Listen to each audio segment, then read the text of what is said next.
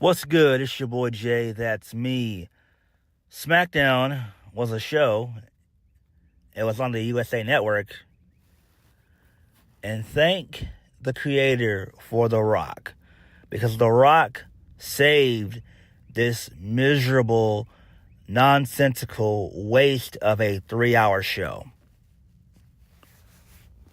The Rock showing up is the only thing worth talking about. SmackDown is garbage. Both Raw and SmackDown are beginning to mimic Dynamite. Well, actually, no. They do mimic Dynamite. Because nothing happens on these shows. At all. Raw on Netflix is mainly a bunch of misses versus having a bunch of hits. And SmackDown is the same thing. And SmackDown has been awful for months. Months. So we're going to get into SmackDown from February the 21st, 2025. I'm going to start the review off with The Rock first. And then we'll go over the rest of the show from there. So Cody Rhodes basically starts the show off. And he's backstage. So Nick Aldis says that Cody is out of the 6-man that was supposed to be the main event of the evening. He said that was out of his control. He said, Cody asked, who can he call? And Nick then tells Cody Rhodes, there's no one that he can call as it's coming from the final boss who wants to see Cody Rhodes in the ring tonight. All right, that's great there. So this leads us into The Rock. So The Rock shows up, gets a massive pop, massive ovation. So Rock comes out to new music, basically. It switches back to his original theme. So Rock chant breaks out, basically. So The Rock gets on the mic.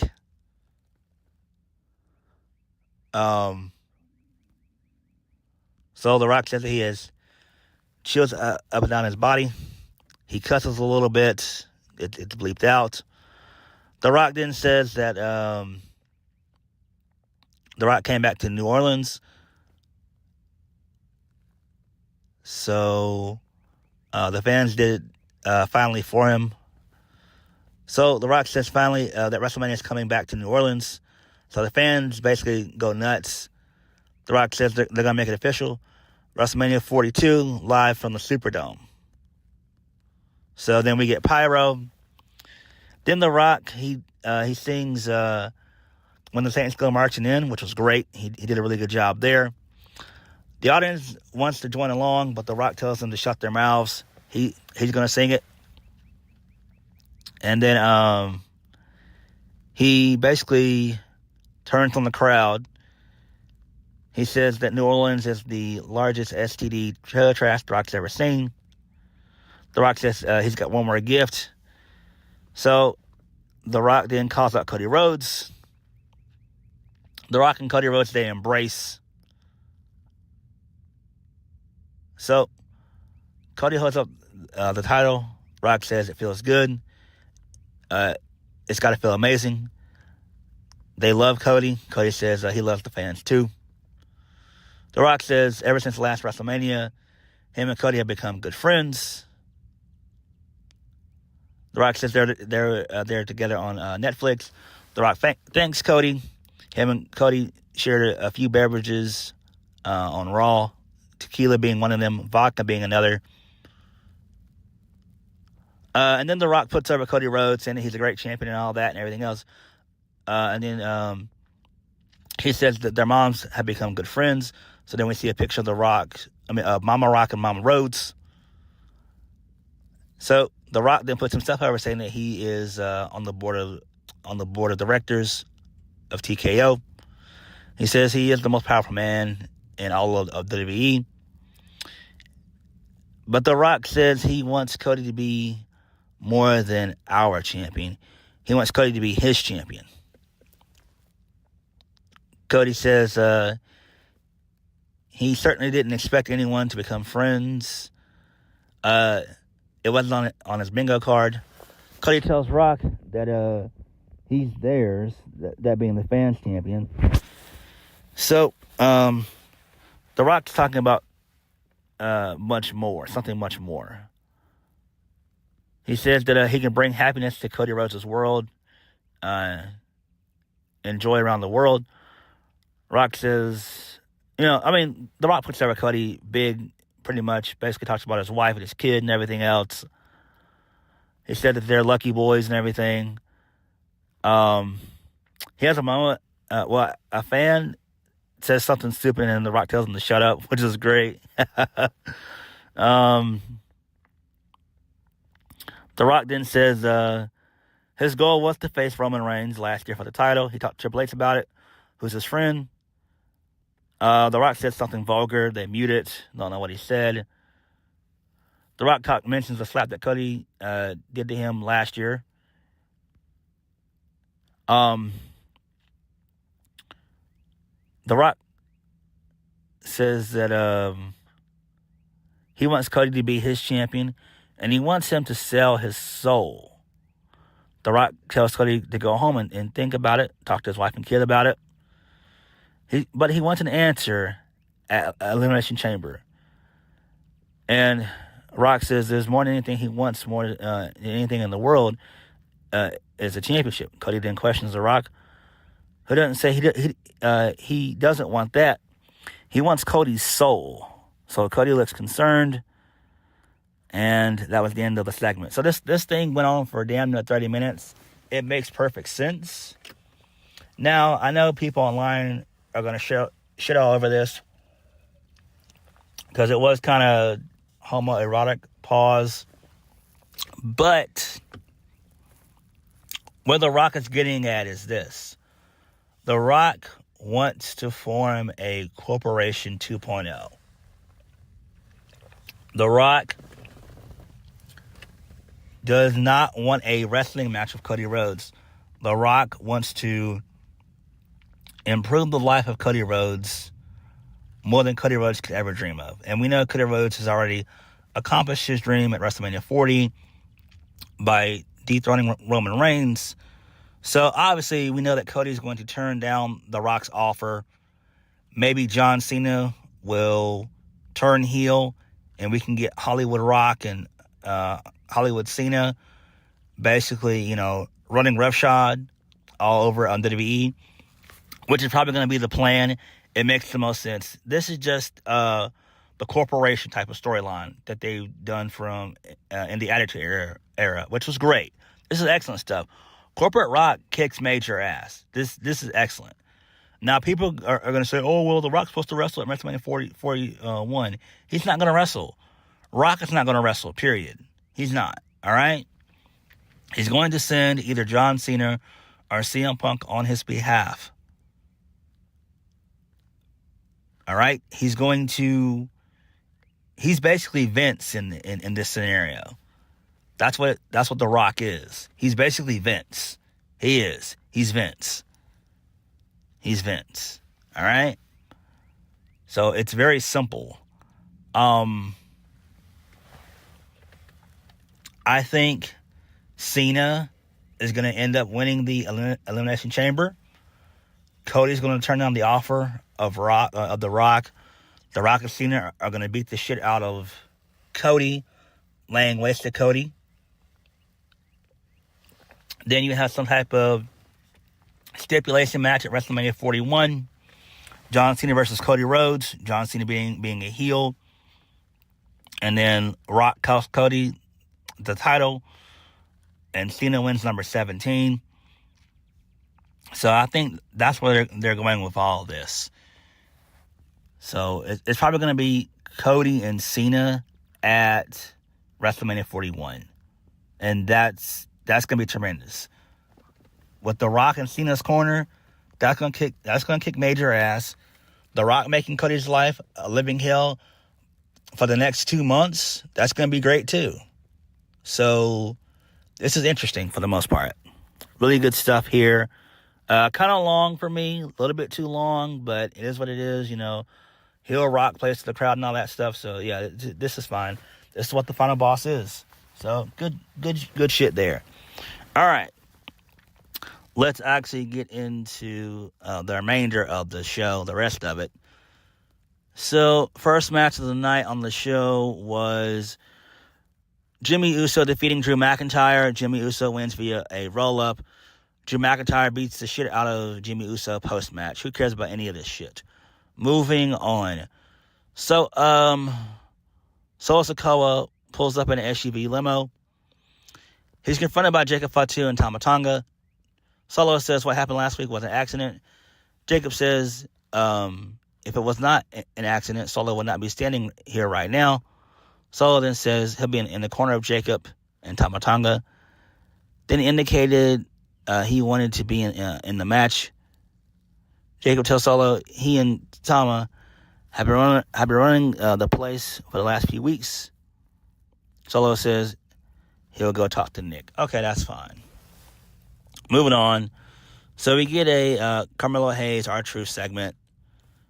They're talking about having their match tonight. Carmelo says that they're not going to have a match tonight. They've already had one last week. Truth tells Carmelo Hayes he's never met him before in his life. Carmelo Hayes asks who made the match tonight. Truth says he did, pointing to The Miz. And then Truth says he has a Louisiana local legend.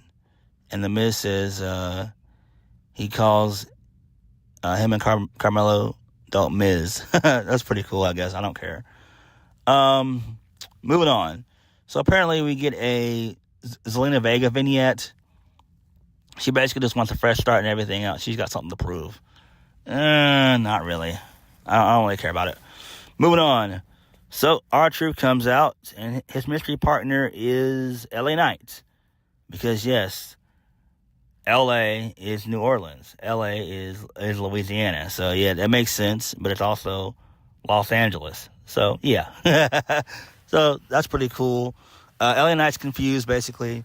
So, Carmelo Hayes and The Miz, Melo don't Miz, they end up winning the match, and they defeat R-Truth and LA Knight. Okay, that's fine, I guess. I don't care about any of this shit, really. Moving on, we get a Charlotte Flair vignette. Nothing important, don't care. Moving right along, Tiffany Stratton comes out. She says that the fans know it. Ever since she won the title, everyone's been obsessed with her.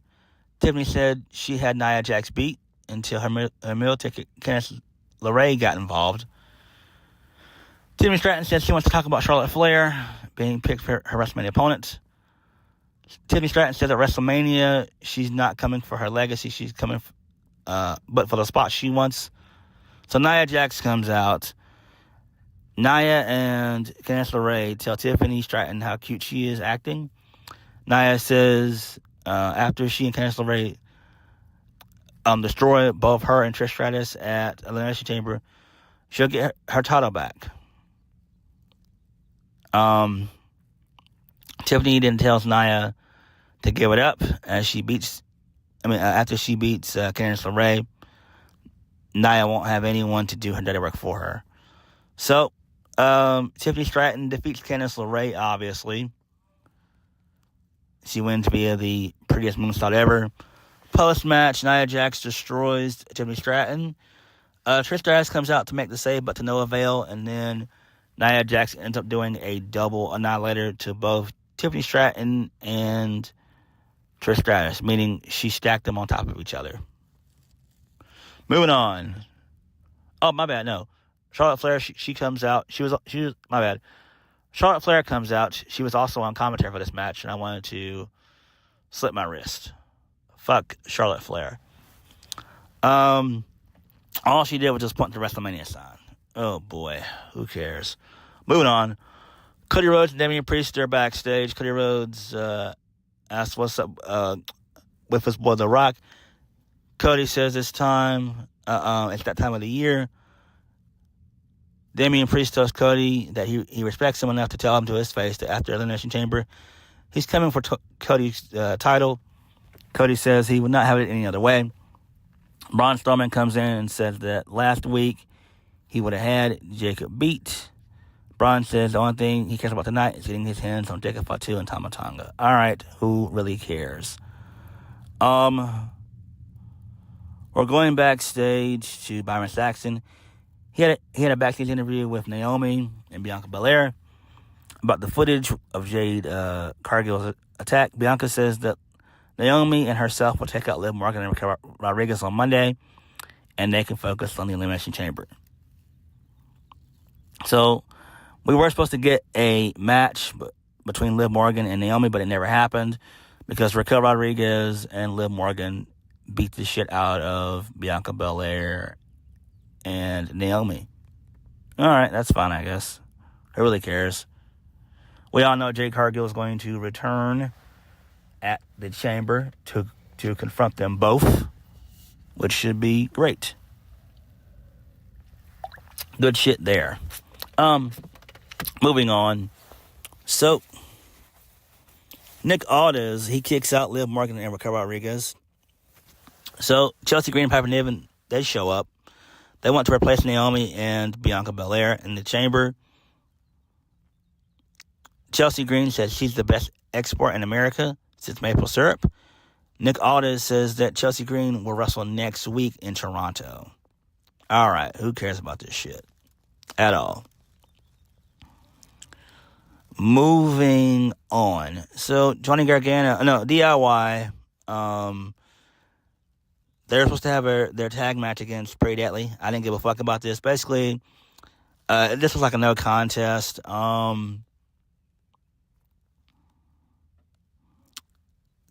This tag team division is not working out. So basically, the street, my bad. Basically, Muncie Machine Guns, they come out, and then they're taken out by the Street Profits, Montez Ford and Angelo Dawkins. I don't care about this shit. Match was thrown out. Fuck this shit. This was whack. The tag division sucks on SmackDown. They suck. Please, just send Pretty Deadly and Legado del Fantasma back to NXT, please. Moving on. So, we have a vignette with Kevin Owens. He's talking about the match between him and Sami Zayn. And what about Sami's family? So, Kevin Owens turns the camera and we see Sami Zayn with his wife and kid. And Kevin's outside of Sami Zayn's house. Kevin Owens says that he's going to hurt Sami Zayn even though he doesn't want to. I don't give a fuck about this. Main event of the evening. Damian Priest and Braun Strowman defeat Jacob Fatu and Solo Sikoa. And that was the show. So basically, towards the end of the match, Jacob Fatu accidentally kicked Solo Sikoa. Damian Priest wins via South of Heaven. And that was it. That was SmackDown. Awful. Just an awful show. Outside of The Rock, this show was total garbage. Just total garbage. A waste of time. Seriously. A waste of time.